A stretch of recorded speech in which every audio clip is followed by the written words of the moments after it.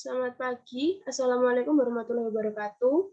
Kami dari kelompok patofisiologi penyakit jantung koroner akan mempresentasikan hasil kerja kelompok kami yang beranggotakan Adela Anggraini, Angelika Christine, Anita Yulia Rahayu, Anjani Cahyaniati, Enggan Putri Kurnia, Tesalonika Oktia, dan Zian Alfiana. Pendahuluan. Sindrom koroner akut adalah kondisi yang terjadi akibat pengurangan aliran darah ke jantung secara mendadak. Sindrom koroner akut atau infark miokard akut merupakan salah satu diagnosis rawat inap tersering di negara maju. Laju mortalitas awal 30 hari pada SKA adalah 30% dengan lebih dari separuh kematian terjadi sebelum pasien mencapai rumah sakit. Walaupun laju mortalitas menurun sebesar 30% dalam 2 dekade terakhir, sekitar 1 di antara 25 pasien yang tetap hidup pada perawatan awal meninggal dalam tahun pertama setelah infark miokard akut.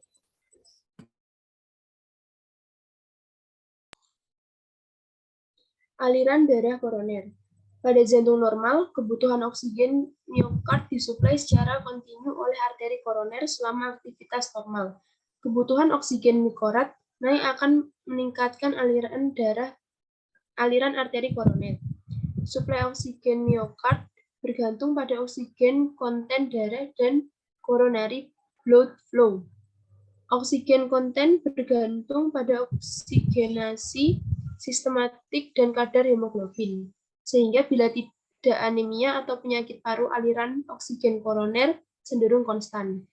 Bila ada kelainan, maka aliran koroner secara dinamis menyesuaikan suplai oksigen dengan kebutuhan oksigen sel. Namun, tidak seperti sistem arteri lain, di mana aliran muncul saat sistol, perfusi koroner predominan mengalir saat diastol. Hal ini karena saat sistolik cabang koroner tertutup oleh katup digambarkan oleh tekanan diastolik, sedangkan resistensi arteri koroner ditentukan oleh tekanan eksternal arteri atau miokard atau faktor intrinsik arteri atau bisa disebut dengan sumbatan dan lain-lain.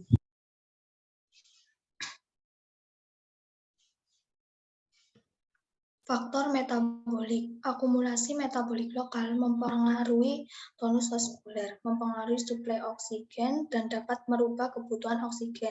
Selama terjadi hipoksia, maka metabolisme aerob dan defosforilasi oksidatif di mitokondria terhambat, sementara fosfat energi tinggi termasuk ATP tak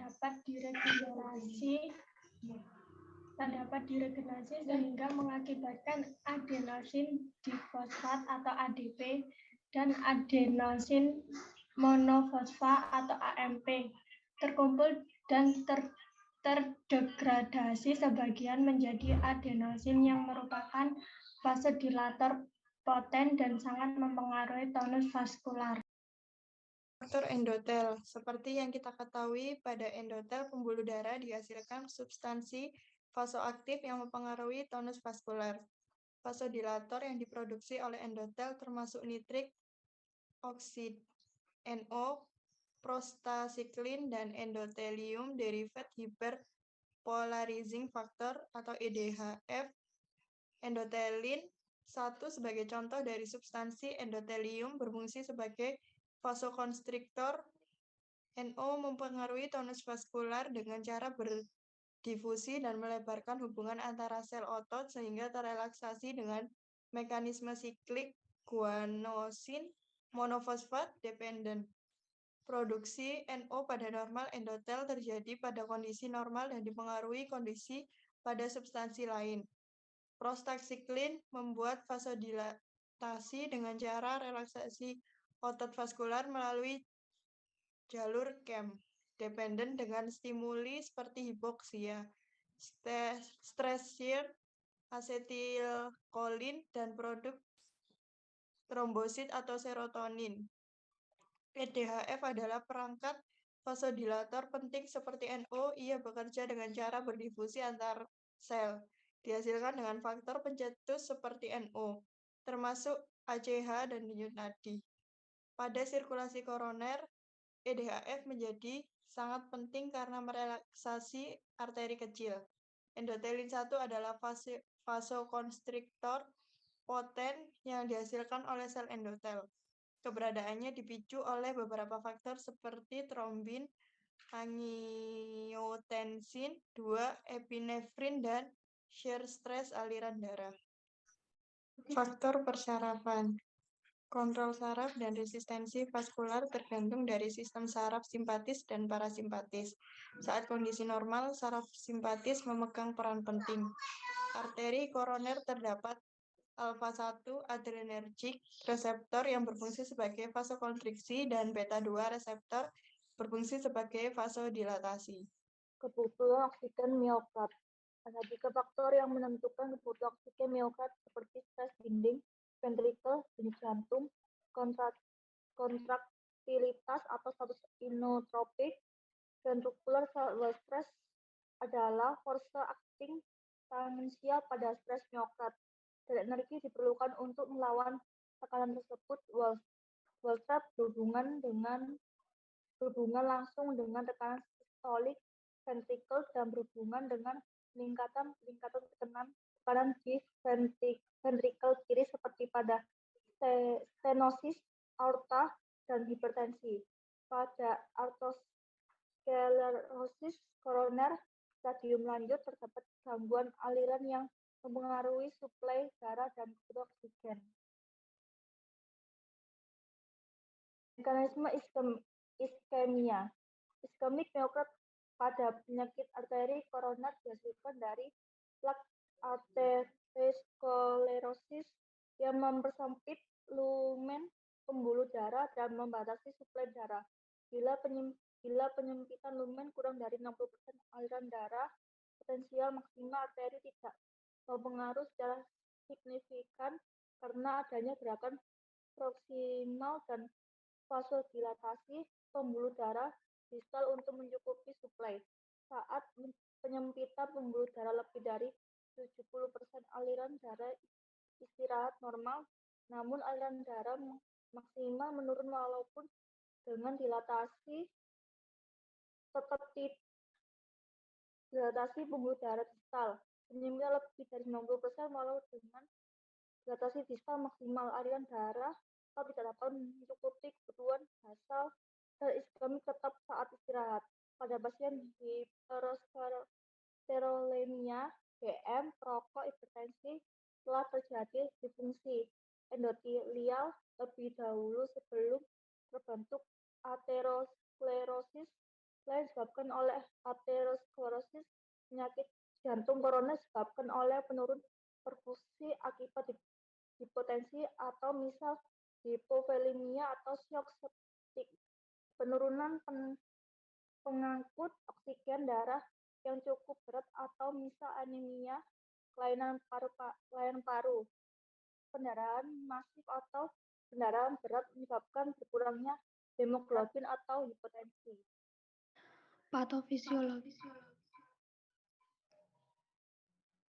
Patofisiologi sindrom iskemik. Berdasarkan proses patofisiologi dan derajat keparahan miokard iskemik dapat digambarkan sebagai berikut. Yang pertama, stable angina. Stable angina kronik adalah manifestasi yang dapat diramalkan. Nyeri dada sementara yang terjadi selama kerja berat atau stres emosi. Umumnya disebabkan oleh pihak atraumatasa yang terfiksir dan obstruktif pada satu atau lebih arteri koroner. Pada nyerinya berhubungan dengan derajat stenosis seperti yang digambarkan saat aterosklerosis stenosis menyempitkan lumen arteri koroner lebih dari 70%, menurunkan kapasitas aliran untuk memenuhi kebutuhan oksigen. Saat aktivitas fisik berat, aktivitas sistem saraf meningkatkan denyut jantung, tekanan darah, dan kontraktilitas yang meningkatkan kebutuhan konsumsi oksigen. Selama kebutuhan oksigen tak terpenuhi, terjadi iskemik miokard diikuti angina pectoris yang mereda bila keseimbangan oksigen terpenuhi. Sebenarnya oksigen yang inadekuat selain disebabkan oleh aterosklerosis juga disebabkan oleh kerusakan endotel. Namun pada kasus ini vasodilatasi distal dan aliran kolateral masih berlangsung baik, sehingga kebutuhan oksigen masih bisa diseimbangkan dengan cara beristirahat. Unstable angina. Pasien dengan unstable angina akan mengalami nyeri dada saat aktivitas berat, namun kemudian masih tetap berlangsung saat istirahat. Ini adalah tanda akan terjadi infark miokard akut. Unstable angina dan MI akut merupakan sindrom koroner akut karena ruptur dari aterosklerotik plak pada pembuluh darah koroner. Infark miokard akut. Infark miokard akut dengan elevasi ST atau ST elevation myocardial infarction atau STEMI merupakan bagian dari spektrum sindrom koroner akut atau SKA yang terdiri dari angina pectoris tak stabil, IMA tanpa elevasi ST, dan IMA dengan elevasi ST. Infark miokard akut dengan elevasi segmen atau STEMI umumnya terjadi jika aliran darah koroner menurun secara mendadak setelah oklusi trombus pada plak aterosklerotik yang sudah ada sebelumnya. Stenosis arteri koroner berat yang berkembang secara lambat biasanya tidak memacu STEMI karena berkembangnya banyak aliran kolateral sepanjang waktu. Faktor-faktor injuri seperti merokok, hipertensi, dan akumulasi lipid. Pada bagian besar kasus infark terjadi jika plak aterosklerosis mengalami fisur, ruptur, atau ulserasi, dan jika kondisi lokal atau sistemik memicu trombogenesis, sehingga terjadi trombus mural pada lokasi ruptur yang mengakibatkan oklusi arteri koroner. Penelitian histologis menunjukkan plak koroner cenderung mengalami ruptur jika mempunyai fibrous cap yang tipis dan inti kaya lipid. Setelah mengalami konversi fungsinya, reseptor memiliki afinitas tinggi terhadap sekuens asam amino pada protein adesi yang larut seperti faktor von Willebrand dan fibrinogen, di mana keduanya adalah molekul multivalen yang dapat mengikat dua platelet yang berbeda secara simultan menghasilkan ikatan silang platelet dan agregasi. Kaskade koagulasi diaktifasi oleh pancanan tisu faktor pada sel endotel yang rusak. Non-STEMI dapat disebabkan oleh penurunan suplai oksigen dan atau peningkatan oksigen demand miokard yang diperberat oleh obstruksi koroner. STEMI terjadi karena trombosis akut dan proses vasokonstriksi koroner. Trombosis akut diawali dengan ruptur plak aterom yang tidak stabil dengan inti lipid besar dan fibrous cap tipis dan konsentrasi tisu faktor tinggi. A dengan elevasi ST ditegakkan berdasarkan anamnesis nyeri dada yang khas dan gambaran EKG. Adanya elevasi ST lebih dari 2 cm minimal pada dua sadapan prekordial yang berdampingan atau kurang dari 1 mm pada dua sadapan ekstremitas. Pemeriksaan enzim jantung terutama troponin T yang meningkatkan memperkuat diagnosis, namun keputusan memberikan terapi revaskularisasi tak perlu menunggu hasil pemeriksaan enzim. Mengingat dalam tata laksana IMA, prinsip utama penata laksanaan dan time is most hampir setengah kasus. Terdapat faktor pencetus sebelumnya terjadi STEMI seperti aktivitas fisik berat, stres, emosional, atau penyakit medis atau bedah. Walaupun SKA dengan TEMI bisa terjadi sepanjang hari atau malam, variasi sirkadian dilaporkan pada pagi hari dalam beberapa jam setelah bangun tidur. Pemeriksaan laborat harus dilakukan, namun tidak boleh menghambat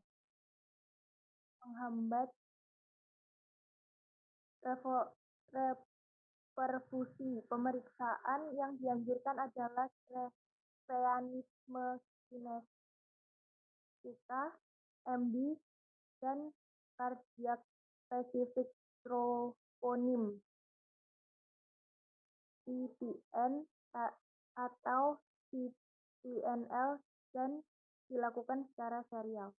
Sifat nyeri angina sebagai berikut: lokasi substernal, retrosternal, dan prekordial. Yang kedua, sifat nyeri, rasa sakit seperti ditekan, rasa terbakar, ditindih benda berat seperti ditusuk, rasa diperas dan diperintir. Yang ketiga, penjalaran. Biasanya ke lengan kiri, dapat juga ke leher, rahang bawah, gigi punggung atau interskapula, perut, dan dapat pula ke lengan kanan. Yang keempat, nyeri membaik atau hilang dengan istirahat atau obat nitrat. Yang kelima, faktor pencetus. Latihan fisik, stres emosi, udara dingin, dan sudah makan. Yang ketujuh, gejala yang menyertai seperti mual, muntah, sulit bernafas, keringat dingin, lemas, dan cemas. Kesimpulan, sindrom koroner akut adalah suatu kondisi terjadi pengurangan aliran darah ke jantung secara mendadak. Beberapa gejala dari sindrom ini adalah tekanan di dada seperti serangan jantung, sesak saat sedang beristirahat atau melakukan aktivitas fisik ringan, keringat yang berlebihan secara tiba-tiba atau diaforesis, muntah, mual, nyeri di bagian tubuh lain seperti lengan kiri atau rahang, dan jantung yang berhenti mendadak atau cardiac arrest. Umumnya mengenai pasien usia 40 tahun ke atas, walau pada saat ini terdapat kecenderungan mengenai usia lebih muda. Baik, terima kasih. Sekian dari kelompok kami. Kurang lebihnya mohon maaf. Assalamualaikum warahmatullahi wabarakatuh.